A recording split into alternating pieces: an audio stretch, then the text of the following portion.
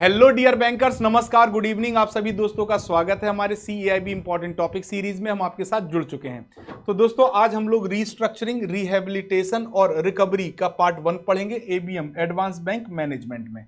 मेरा नाम है अरविंद सर और आप जुड़ सकते हैं हमारे JAIB CEIB by Arvind sir Telegram channel पर, या QR कोड को स्कैन करके भी जुड़ सकते हैं।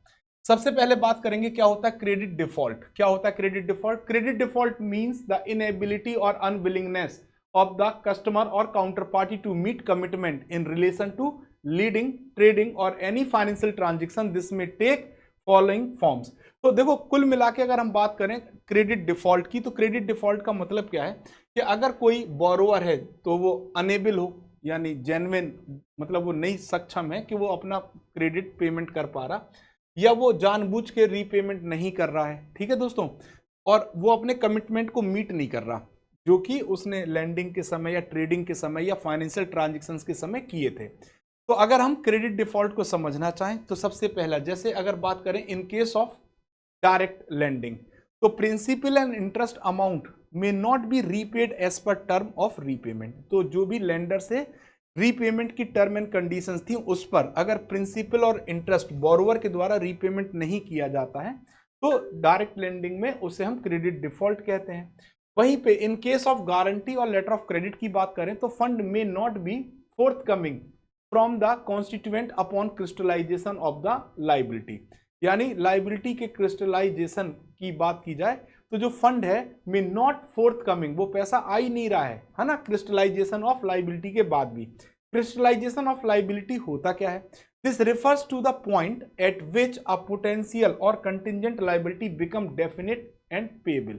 तो जैसे मान लीजिए बैंक ने कोई गारंटी प्रोवाइड की थी अपने कस्टमर के बिहाफ पे और कस्टमर ने डिफॉल्ट कर दिया, तो फिर बैंक ने गारंटी का भुगतान किया, ठीक है दोस्तों। Fraud may not be forthcoming, fund may not be forthcoming, this means the money expected might not be provided. तो जो पैसा अपेक्षा की गई थी कि मिलना चाहिए और अगर वो उस समय नहीं मिलता है तो उसकी बात की गई है। फिर लिखा है from the constituents, this refers to the parties. ये पार्टीज को रिफर करेगा who are expected to supply the fund, जिसको पैसा देना था, ठीक है दोस्तों। तो ये आपका तीनों स्टेटमेंट हमने समझा दिया।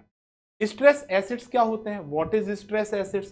तो stress assets are those assets which the default has either already occur or which are facing a reasonably certain prospects of default. तो कुल मिला के स्ट्रेस एसेट्स वो एसेट्स हैं जिनमें या तो डिफॉल्ट हो चुका है या आपको वो सभी चीजें दिख रही हैं कि भविष्य में डिफॉल्ट हो जाएगा। ऐसे एसेट्स को हम स्ट्रेस एसेट्स कहते हैं। For example, the term loan for an individual industrial project implementation of which has been abandoned are stress assets even through the repayment has not yet fallen due as per the repayment term। अब इनका कहना है कि मान लीजिए कोई term loan provide किया गया था इंडस्ट्रियल प्रोजेक्ट के लिए, बहुत बढ़िया, implementation of project which has been abandoned, अभी भी पूरी तरह से आपका जो प्रोजेक्ट का इंप्लीमेंटेशन है वो नहीं हो पाया, ठीक है। It is a stress assets. क्यों है ये स्ट्रेस एसेट्स? अब इन्होंने कहा कि even through the payment has not yet fallen, अभी भी वो लोन का जो EMI या जो भी कॉस्ट है वो पे कर रहा है, but as per repayment term, but इसके बाद भी क्या होगा, वो मतलब क्रेडिट डिफॉल्ट में कन्वर्ट होगा। इसलिए स्ट्रेस एसेट्स है, क्योंकि अभी जब प्रोजेक्ट ही इंप्लीमेंट नहीं हुआ तो आप खूब किस्तें अभी शुरुआत में देते रहो, बाद में डिफीट हो जाएगी। जब प्रोजेक्ट स्टार्ट होगा तभी तो पैसा आएगा, तब तो आपका बिजनेस कैश फ्लो बढ़ेगा, अदरवाइज डिफॉल्ट है। तो वही इन्होंने कहा है कि या तो वो आइदर ऑलरेडी अकर और facing a reasonably certain prospect of default, ठीक है दोस्तों। तो नॉन परफॉर्मिंग एसेट्स की अगर हम बात करें तो as per RBI directives bank in India has to classify their assets into performing assets और स्टैंडर्ड एसेट्स और नॉन परफॉर्मिंग एसेट्स। यानी बैंक में अगर हम बात करें, बैंक ने अगर लोन प्रोवाइड किया है तो दो ही प्रकार के इनके एसेट्स होते हैं, या तो परफॉर्मिंग एसेट्स होंगे, परफॉर्मिंग कैसे होंगे, परफॉर्मिंग एसेट्स होंगे,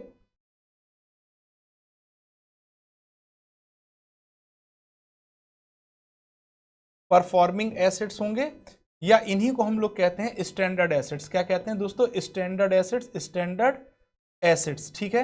या फिर दूसरे जो एसेट्स होते हैं वो नॉन परफॉर्मिंग एसेट्स होंगे, नॉन परफॉर्मिंग एसेट्स होंगे, नॉन परफॉर्मिंग एसेट्स होंगे, ठीक है।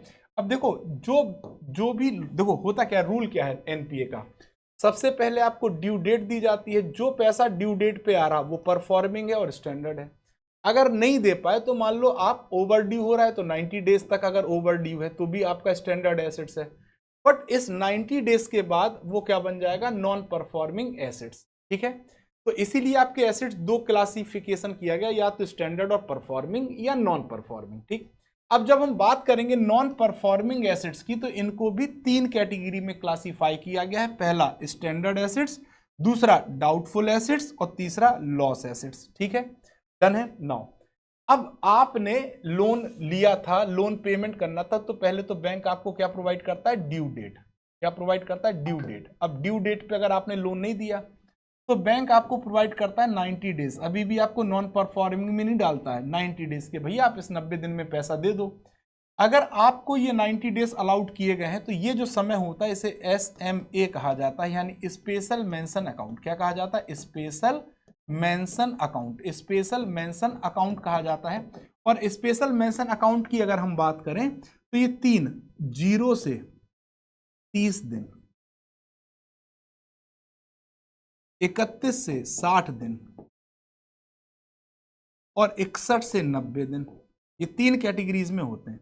इसे हम SMA0 कहते हैं, इसे हम SMA1 कहते हैं और इसे हम SMA2 कहते हैं। Special mention account 0, special mention account 1, special mention account 2। ठीक है दोस्तों। नाउ आफ्टर 90 डेज, अब जब ये 90 डेज हो जाएंगे, क्या हो जाएंगे, ये 90 डेज, जैसे ये 90 डेज भी हो जाएंगे तो आपका अकाउंट किस में चला जाएगा, एनपीए, नॉन परफॉर्मिंग एसेट्स में।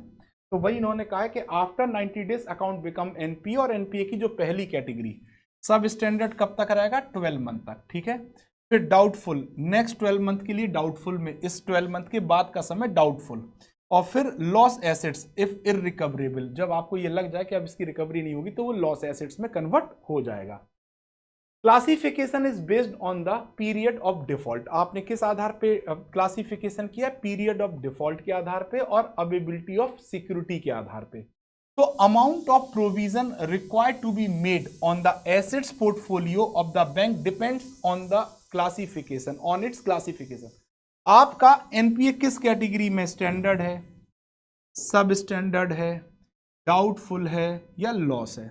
आपका एसेट्स किस कैटेगरी में है, इसके आधार पे, इस क्लासिफिकेशन के आधार पे आपको क्या रखना पड़ेगा, प्रोविजनिंग, आपको प्रोविजनिंग करनी होगी। ठीक है दोस्तों, यानी रिस्क से बचने के लिए आपको एक एक्स्ट्रा अमाउंट अपने पास रखना होगा, दैट इज कॉल्ड प्रोविजनिंग। ठीक है दोस्तों, अब अगर हम प्रोविजनिंग की बात करते हैं तो बिल्कुल आसान शब्दों में समझ लेते हैं।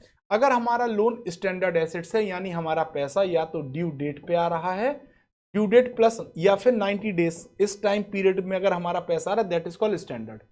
तो अगर आपका एग्रीकल्चर और एमएसएमई लोन है तो यहाँ पे आपको 0.2 आउटस्टैंडिंग का, किसका दोस्तों, आउटस्टैंडिंग का 0.25 रखना होगा। कमर्शियल रियल एस्टेट है तो 1% रखना होगा। Commercial real estate residential housing sector है तो 0.75 रखना होगा। हाउसिंग लोन 2% आफ्टर 1 ईयर 0.40, और अदर एसेट्स पे 0.40% आपको क्या करनी होगी, प्रोविजनिंग। लेकिन जब सब स्टैंडर्ड यानी पहली कैटेगरी एनपीए की और वो लोन सिक्योर्ड है तो आपको अप टू 1 ईयर तक का जो 12 मंथ होता ना, आपको 15% की प्रोविजनिंग करनी होगी।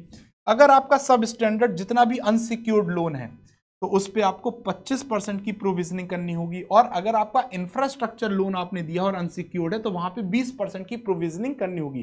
प्रोविजनिंग हमेशा आउटस्टैंडिंग पे निकालते हैं। किस पे निकालते हैं, आउटस्टैंडिंग, जो अमाउंट हमें अभी मिलना है, जो मिल गया उस पर प्रोविजनिंग नहीं करनी, वो तो मिल ही गया, जो मिलना है। डाउटफुल की बात करें, सेकेंड ईयर 25%, सिक्योर के लिए 100% अनसिक्योर, इसे हम कहते हैं D1।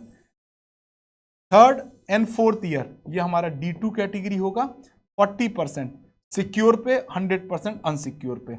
और D3 यानी D3 की बात करें तो फिफ्थ ईयर। ठीक है दोस्तों, यहां पे 100% प्रोविजनिंग करनी होगी। अब आप कहोगे सर इसमें कहीं लॉस एसेट्स नहीं दिख रहा, लॉस एसेट्स पे तो 100% की आपको प्रोविजनिंग करनी है, कोई दिक्कत है ही नहीं। ठीक है, चलिए आपके लिए हमारा CAIIB MCQ बैच दिसंबर 2025 लॉन्च हो गया है दोस्तों, और ये आपके लिए बहुत जल्दी स्टार्ट होने जा रहा है। तो 1999 में आप इस बैच के साथ जुड़ सकते हैं। इसके बाद अगर हम बात करें तो एक और बैच है reloaded batch, reloaded CAIIB batch हमारा आपके लिए अवेलेबल है दोस्तों, और ये भी 9 सितंबर से स्टार्ट हो रहा है और आप इसे 2499 रुपए में सब्सक्राइब कर सकते हैं। इस बैच में आपको फायदा क्या क्या है, आपको फाउंडेशन भी मिलेगा, साथ ही साथ आपको MCQs भी मिलेगा, ठीक, और साथ ही साथ आपको केस स्टडी भी मिलेगा, ठीक है दोस्तों, डन है। चलो आगे, विलफुल डिफॉल्टर्स क्या होते हैं? The default in payment as per agreed term could be intentional or due to the reason beyond the control of the borrower। अगर कभी भी कोई लोन प्रोवाइड किया गया और वो डिफॉल्ट होता है, कोई भी लोन प्रोवाइड किया गया है और अगर वो डिफॉल्ट होता है पेमेंट में, तो उसके पीछे दो रीजन हो सकते हैं। या तो ऐसा रीजन के सिचुएशन बोरोवर के कंट्रोल में नहीं है, या बोरोवर इंटेंशनल तरीके से उस लोन का रीपेमेंट करना नहीं चाह रहा, ठीक है दोस्तों। तो the intentional default is referred as wilful default. अगर कोई बोरोवर इंटेंशनल तरीके से लोन का रीपेमेंट नहीं कर रहा है तो उसे हम बिलफुल डिफॉल्ट कहेंगे। As per RBI guidelines, wilful default would be the deemed to have occurred if any of the following event is noted. हम बिलफुल डिफॉल्ट कब मानेंगे? जब इनमें से कोई भी घटना घटेगी। पहली, unit has defaulted in meeting its payment or repayment obligation to the lender, यानी बोरोवर ने लेंडर का पैसा पेमेंट करने में डिफॉल्ट किया, even when it has the capacity to honour the said obligation, जबकि बोरोवर की क्षमता थी कि वो लेंडर का पैसा रीपेमेंट कर सके, तो wilful defaulter. Unit has defaulted in meeting its payment or repayment obligation to the lender and has not utilized the finance borrowed for the specific purpose for which the finance was availed but has diverted the fund for the other purpose। Borrower ने जो भी पैसा default किया है lender का, वो इस वजह से किया है कि उसने जो भी फंड था वो उसको यूटिलाइज नहीं किया उस स्पेसिफिक पर्पस में, जिस स्पेसिफिक पर्पस के लिए लोन को अवेल्ड किया गया था, बल्कि उसको डाइवर्ट कर दिया गया अदर पर्पस में, तो भी आपका बिलफुल डिफॉल्ट कहलाएगा। आप जानबूझ के गलती कर रहे हैं ना, बैंक मना करता है ऐसा करने के लिए। Unit has defaulted in meeting its payment or repayment obligation to the lender and has siphoned off the fund, so the fund have not been utilized for the specific purpose for which finance was availed, nor the fund available with the unit in the form of other assets। अब यहां पे एक word आ गया, सिर्फ उसी word से आप इसको समझ जाइए, सिफॉन्ड। कौन सा वर्ड आ गया? सिफॉन्ड, सिफॉन्ड ऑफ, यानी जैसे आपने जिस स्पेसिफिक पर्पस के लिए लोन लिया था,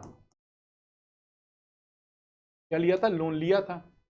अब आपने फंड उस स्पेसिफिक पर्पस में यूज ना करके आपने अदर पर्पस में यूज किया, बट अदर पर्पस में जो आपने यूज किया वो उस ऑर्गेनाइजेशन में नहीं किया, आपने उस यूनिट से ही पैसा क्या कर दिया? बाहर निकाल दिया, आउट कर दिया, तो इसे कहा जाता है सिफोन्ड ऑफ। तो इस तरीके की प्रक्रिया अगर आप करेंगे तो भी आपका बिलफुल डिफॉल्ट होगा। The unit has defaulted in meeting its payment, तो जो यूनिट है उसने डिफॉल्ट कर दिया अपनी भुगतान को पेमेंट करने को, जो रीपेमेंट ऑब्लिगेशन थे लेंडर के उसको। क्यों? Has also dispose off removed the movable fix assets और immovable property given by him it for the purpose of securing a term loan without the knowledge of the bank और lender. यानी जब किसी lender से या bank से किसी borrower ने लोन लिया था, क्या लिया था? बोरोवर ने लोन लिया था, तो इस लोन के अगेंस्ट में इसने क्या किया था? सिक्योरिटी पर सिक्योरिटीज या इनके पास जो भी फिक्स एसेट्स थे उन फिक्स्ड एसेट्स पे इन्होंने चार्ज क्रिएट किया था। क्या किया था? Charge create. अब बैंक को नॉलेज नहीं हुई और इन फिक्स एसेट्स को इन्होंने सेल कर दिया, तो ये भी क्या है दोस्तों? आपका बिलफुल डिफॉल्ट है। तो diversion and siphoned off the fund, क्या होता है डाइवर्जन और क्या होता है siphoned off the fund? So diversion of the fund, the term diversion of the fund should be constructed to include any one of the under noted occurrence। अगर ऐसा कुछ भी घटता है तो वो डाइवर्जन कहलाएगा। देखो क्या, utilization of short term working capital fund for the long term purpose आपने शॉर्ट टर्म के लिए वर्किंग कैपिटल के लिए पैसा उधार लिया और उसको आपने लॉन्ग टर्म पर्पस के लिए यूज किया, not in conformity with the term of sanction. इसका मतलब आपने जिस टर्म एंड कंडीशन पे ये सैंक्शन किया गया था आपने उसको पूरा नहीं किया। Deploying borrowed fund for purpose activities और creation of assets other than for which the loan was sanction. आपने जिस पर्पस के लिए लोन को सैंक्शन कराया था उस पर्पस में यूज ना करके आपने एसेट्स क्रिएट किए तो भी गड़बड़ है। Transferring borrowed fund to the subsidiaries group of companies other corporates by whatever modalities. Routing the fund through any bank other than the lender bank. आपने जिस बैंक से उधार लिया था उस बैंक के थ्रू आप ट्रांजेक्शन नहीं कर रहे हैं, आप दूसरे बैंक अकाउंट से ट्रांजेक्शन कर रहे हैं, ठीक है। और इसके लिए आपने लेंडर से प्रायर परमिशन भी नहीं ली, तो ये भी आपका डाइवर्जन और सिफोनिंग का ही पार्ट है। तो investment in other companies by way acquiring equities डेब्ट instruments without approval of lender. आपने लोन लिया और शेयर खरीद लिए दूसरे कंपनी के। Shortfall in deployment of fund the amount disburse drawn and difference not being accounted. तो ये सब तरीके आपके डाइवर्जन को बताते हैं। तो ये था दोस्तों आज का हमारा पहला पार्ट। आई होप आप सभी को क्लियर हो गया होगा। आप सभी के लिए CAIB महापैक one stop solution for CAIB preparation available है। यहाँ पर आप compulsory paper ABM, BFM, ABFM, BRBL के साथ साथ इलेक्ट्रॉनिक पेपर को भी, इलेक्टिव पेपर को भी आप क्या कर सकते हैं, कवर कर सकते हैं। 15+ फाउंडेशन MCQ बैचेस आपको यहाँ पे मिलते हैं, 2000+ live classes, 500+ mock and quizzes, 200+ class notes and 24/7 doubt support उपलब्ध है। यानी एक CAIB एस्पायरेंट्स को जिस चीज की भी रिक्वायरमेंट है प्रिपरेशन के लिए वो सब आपको यहाँ पे मिलेगी। 1 ईयर महापैक आप 4999 में सब्सक्राइब कर सकते हैं। 2 ईयर महापैक 6999 में सब्सक्राइब कर सकते हैं। 6 मंथ महापैक की बात करें तो 3499 में सब्सक्राइब कर सकते हैं, ठीक है दोस्तों। Now reloaded CAIB batch foundation plus MCQ plus case study batch दिसंबर 2025 एग्जाम के लिए 2499 रुपए में अवेलेबल है, आप सब्सक्राइब कर सकते हैं। आपके लिए 1999 में हमारा MCQ बैच भी अवेलेबल है, ठीक है। अगर आपका कोई इंडिविजुअल पेपर ABFM, ABM या BFM या BRBL इनमें से कोई भी इंडिविजुअल पेपर रह गया तो आप इंडिविजुअल पेपर को भी क्वालिफाई कर सकते हैं हमारे इंडिविजुअल फाउंडेशन बैच के साथ, लीस्ट 799 रुपए में। और अगर आपके पास कोई डाउट है तो आप हमारे JAIB CAIB by Arvind sir हमारे टेलीग्राम चैनल को ज्वाइन कर सकते हैं और अपने डाउट हमसे डिस्कस कर सकते हैं। तो आज की क्लास में बस इतना ही। थैंक यू वेरी मच दोस्तों, थैंक यू ऑल।